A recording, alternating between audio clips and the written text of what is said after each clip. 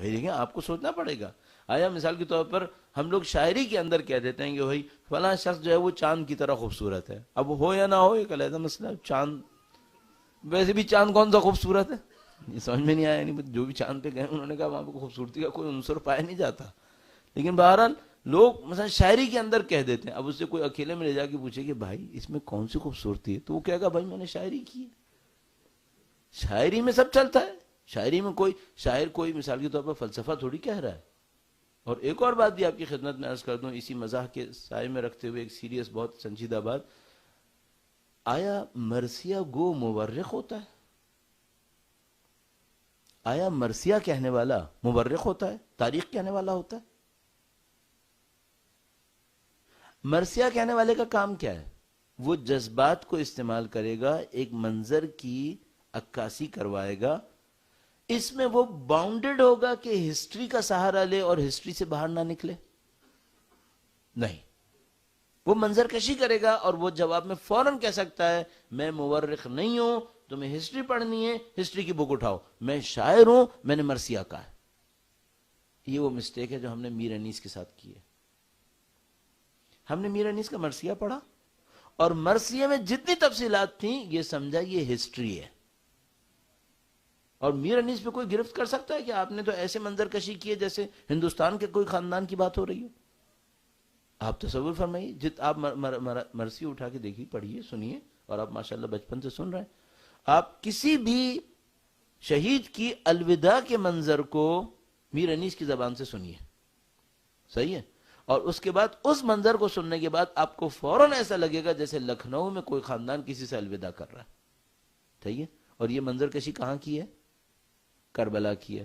اچھا, وہ بھی لکھنؤ کا وہ خاندان جو میر انیس کے زمانے میں رہ رہا ہو. آج کی بات نہیں ہو رہی ہے, آج کے لیے وہ پھر اجنبی ہے, پھر وہ اس سے پہلے والے کے لیے بھی اجنبی تھا. میر انیس نے کیا کیا؟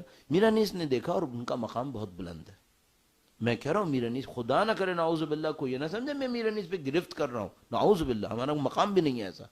انہوں نے بندے خدا نے شاعری میں اس پائے پہ تھے کہ شاید غالب سے بھی آگے جاتے, لیکن انہوں نے محصور کیا حب حسین میں اپنے آپ کو مرثیے کے اوپر. انہوں نے بڑی محنت کی اور بڑی قربانی دی. انہوں نے اپنے آپ کو محصور کیا مرثیے کے لیے. خدمت گزاران اہل بیت اطہار جتنے شعراء ہیں جنہوں نے خدمتیں کی ہیں اہل بیت اطہار کی, ان کے پڑھنے والے سب کے لیے درود بھیجیں. محمد و آل محمد, اللہم صلی علی محمد و آل محمد عجل. اب سوال یہ ہوگا کہ کیا مثال کے طور پر کوئی میر انیس سے کہے کہ بھئی آپ نے جو الوداع کا منظر کھینچا ہے تاریخ کی کتابوں میں یہ منظر نظر نہیں آتا. یہ تو بالکل ایسا لگ رہا ہے جیسے آپ کے محلے کے اندر کوئی لکھنؤ کا خاندان تھا جو الوداع کر رہا تھا, آپ نے وہ منظر کھینچ دیا. میر انیس کہیں گے ہاں میں نے ایسا ہی کیا, بالکل ایسا ہی کیا. کیوں ایسا کیا؟ کیونکہ وہ کہیں گے میں مورخ نہیں ہوں, میں شاعر ہوں. شاعر کا کام بیان تاریخ نہیں ہے, شاعر کا کام ہے جذبات کو, احساسات کو لوگوں کے اندر اٹھانا. تو شاعر کا کام یہ ہے. ہماری غلطی ہے کہ ہم شاعر کے کام کو مورخ سمجھ رہے ہیں, اور جب مورخ سمجھ رہے ہیں تو پھر بعض اوقات ایسا بھی ہوا ہے کہ کہیں پہ ہمارے سامنے کوئی مسئلہ آیا کربلا کے بارے میں اور کسی نے ریفرنس میں کہا دیکھیں میر انیس نے یہ کہا ہے.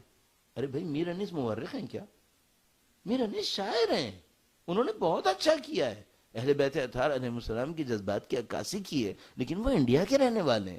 انہوں نے انڈیا کے ماحول کو دیکھتے ہوئے وہاں کی عکاسی کی ہے. عربوں میں وہ رسم ہے ہی نہیں جو انہوں نے بیان کی ہیں, عربوں میں وہ چیزیں ہیں ہی نہیں اصلاً جو انہوں نے بیان کی ہیں. آپ کو کبھی موقع ملے, اگر آپ کو میری بات پہ تھوڑا سا اس پہ کام کرنا کا دل چاہے آپ کا, تو جو میر انیس نے حضرت علی اکبر کی الوداع کو لکھا ہے کبھی اس کو دیکھیں.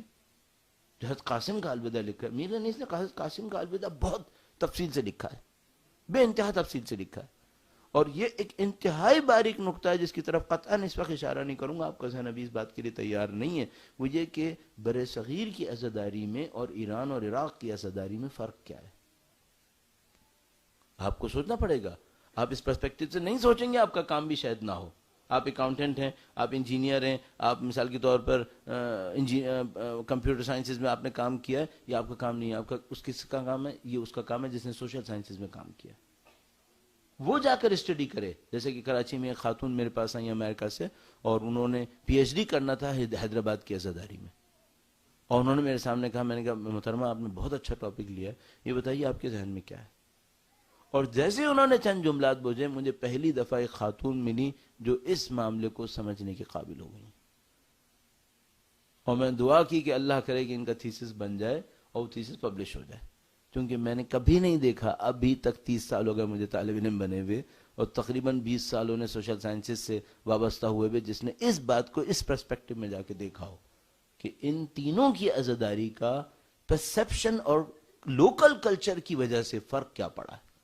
انہوں نے اس بات کو فیل کیا، انہوں نے اس بات کو فیل کیا۔ اور اگر کوئی اس بات کے اوپر ہوم ورک کرنا چاہے، کوئی سوشل سائنس کا اسٹوڈنٹ ہے تو میں اس کو بتا دیتا ہوں، وہ صرف اتنا کرے، اردو کی جو اوریجنل کربلا کی داستان لکھنے والی، کربلا کے واقعے لکھنے والی کتابیں، اردو کی اوریجنل، ٹرانسلیشن کی بات نہیں کر رہا ہوں، جو اردو کی اوریجنلی کربلا کے واقعے کو لکھنے والی کتابیں ہیں، اس کے مصائب کے حصے کو اٹھائے، اور پرشیا فارسی میں جو اوریجنلی فارسی میں مصائب لکھنے والی کتابیں تھیں ان کے مصائب کو اٹھائے، اور وہ جو عربی میں مصائب لکھنے والی کتابیں ان کے مصائب کی کتابوں کو اٹھائے۔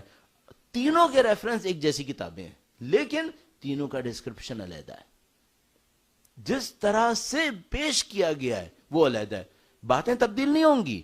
اگر مولا سعید الشہداء نے ایک جملہ لکھا ہے، اور مثال کے طور پر کسی مورخ نے یا مثلا شیخ مفید نے اپنی کتاب میں لکھا کہ مولا سعید الشہداء نے یہ جملہ ارشاد فرمایا، وہی جملہ اردو میں ہوگا، وہی فارسی میں ہوگا، وہی عربی میں ہوگا، لیکن جس طرح سے اردو والے نے پیش کیا ہوگا وہ بہت مختلف ہے اس سے جو فارسی والے نے پیش کیا ہوگا۔